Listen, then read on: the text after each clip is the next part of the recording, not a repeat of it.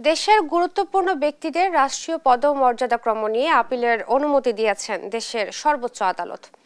একই সঙ্গে আপিল শুনানির জন্য 4 নভেম্বর দিন ধার্য করেন আদালত। বৃহস্পতিবার বিচারপতি মোহাম্মদ আশফাকুল ইসলামের নেতৃত্বে 6 বিচারপতির আপিল বেঞ্চ এই আদেশ দেন। এর আগে 2015 সালের 11 জানুয়ারি রাষ্ট্রীয় পদমর্যাদাক্রম ঠিক করে রায় দেন আপিল বিভাগ, যার পূর্ণাঙ্গ রায় প্রকাশ হয় 2016 সালের 10 নভেম্বর।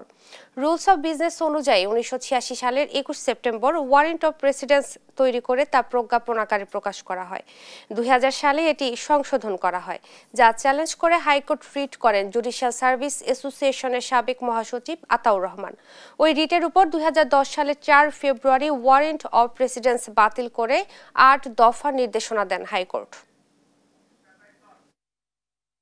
এডিশনাল গ্রাউন্ড আজকে আমরা জমা দিয়েছি, সেটার উপরে রিভিউ লিভ গ্রান্ট হয়ে এটা এখন সিভিল আপিল হবে।